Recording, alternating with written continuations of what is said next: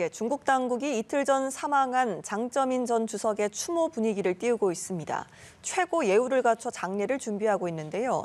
한편에서는 이런 추모 분위기가 최근 중국 전역에서 확산하는 백지 시위에 영향을 줄 수 있다는 전망도 나옵니다. 자세한 소식은 베이징 연결해서 들어봅니다. 임광빈 특파원.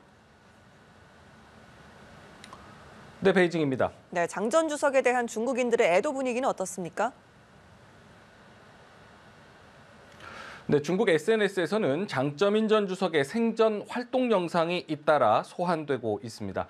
소탈하고 다소 우스꽝스럽기까지 했던 생전 모습을 회상하며 고인을 추모하는 겁니다. 꽃을 들고 장 전 주석의 고향집을 찾는 사람도 줄을 잇고 있습니다.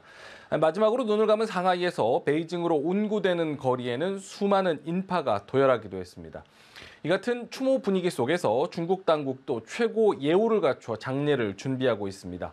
장례 위원장을 맡은 시진핑 주석은 공항에서 직접 시신을 맡기도 했습니다. 국장격인 추도 대회는 다음 주 화요일 오전 베이징 인민대회당에서 열릴 예정입니다. 追悼大会现场直播，各地区各部门要认真组织广大党员干部群众收听收看。 예, 중국 당국이 이처럼 추모 분위기를 띄우면서도 한편으로는 걱정하는 부분이 있다고 하던데요. 어떤 점을 우려하는 걸까요? 네, 이른바 백지 시위가 다시 격화하는 도화선이 되지 않을까 우려하는 모습입니다. 백지 시위는 지난달 24일 신장 우루무치에서 발생한 아파트 화재 참사로 촉발했습니다. 지난 주말부터 상하이와 베이징, 광둥과 시안 등 중국 전역에서 동시다발 시위가 발생했습니다. 강력한 단속으로 다소 잦아들기는 했지만 중국 당국은 장 전 주석 추모 분위기를 타고 다시 불이 붙지 않을까 경계하는 겁니다. 1989년 티안안men 민주화 시위가 당시 후야오방 전 총서기의 사망으로 촉발했다는 점에서 이와 유사한 흐름을 보일 수 있다는 분석이 나옵니다. 부고를 내면서도요, 중국에서는 정치 풍파라고 정의를 하는 티안안men 민주화 운동을 잠재운 인물이라고 거듭 강조했습니다. 추모 분위기가 자칫 시위로 격화하는 것을 막겠다는 의도가 담긴 것으로 보입니다. 네, 중국 당국의 검열과 단속도 강력해졌다고 하던데요. 어느 정도입니까? 네, 우선 거리 곳곳에 배치된 경찰 인력이 눈에 띄게 늘었습니다. 연합뉴스TV 베이징 지사는 티안안men 광장과 이어지는 시내 중심 창안제 인근 외교단지에 자리하고 있습니다. 이곳 주변은 물론이고요. 지난 주말 대규모 시위가 벌어진 량마허를 비롯해 시내 곳곳 고가도로에도 보안 요원들이 대거 배치됐습니다. 인터넷과 SNS 단속 역시 강화됐습니다. 상하이에서는 버스와 지하철 같은 대중교통 승객들을 대상으로 무차별적으로 휴대전화를 검사하고 있습니다. 중국에서 허가되지 않은 트위터나 인스타그램, 텔레그램 등을 단속하는 것인데 비공개 대화방을 이용해서 공유하는 시위 정보와 시위 계획을 적발해내겠다는 겁니다. 대규모 시위가 중국 곳곳에서 동시다발 확산하던 이번 주 초 중국 보안당국인 국가사이버정보 판공실은 중국의 인터넷 기업들에 대한 단속 인력 확대를 지시한 것으로 알려졌습니다. 중국 당국은 인터넷 우회 접속 프로그램인 가상사설망, 이른바 VPN 접근을 차단하라는 지시를 내렸다고 미국 월스트리트 저널이 보도했습니다.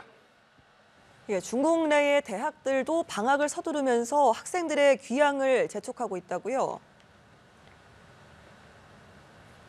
네, 시위 참가자들을 분산시키기 위한 목적으로 보입니다. 지난 주말 시진핑 주석의 모교이기도 한 칭화대에서는 한 학생이 흰 종이를 들고 시위를 시작했습니다. 학교 측이 이를 저지하려는 순간 수많은 학생들이 주변으로 모여들었고 하나둘 흰 종이를 꺼내들며 백지 시위에 불을 붙였습니다. 칭화대는 이 시위가 벌어진 뒤 직후 무료 귀향버스를 운영하기 시작했습니다. 인근 베이징대를 비롯해 기숙사 밖 외출을 통제하던 각 대학들이 학생들의 귀향을 재촉하고 나섰는데요. 제로 코로나 반대 시위가 계속되고 있는 광둥성 광저우 당국도 농민공으로 불리는 노동자들의 귀향을 독려하고 나섰습니다. 문제는 대책도 없이 수많은 사람들을 한꺼번에 나가라고 하다 보니 노숙자들이 급증하고 있는 겁니다. 홍콩 매체 명분은 광저우 당국이 타지인의 귀향을 촉구하면서 철도역이 중국의 설인 춘제 연휴만큼 혼잡하고 노숙자도 급증하고 있다고 전했습니다. 이런 가운데 중국 각지에서 방역 기준을 완화하기 시작했다고요?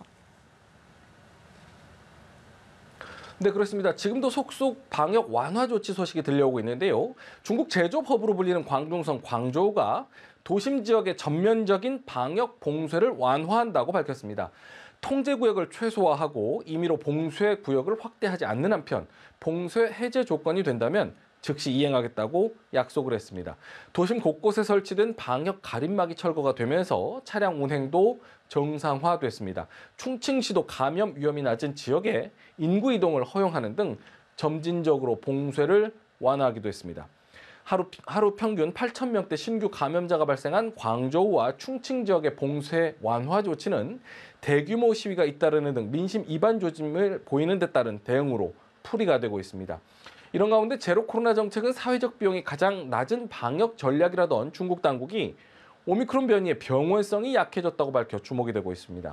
중국의 방역 정책을 총괄하는 순춘한 부총리는 최근 열린 한 좌담회에서 이같이 말하며 그동안의 경험 축적을 강조했습니다.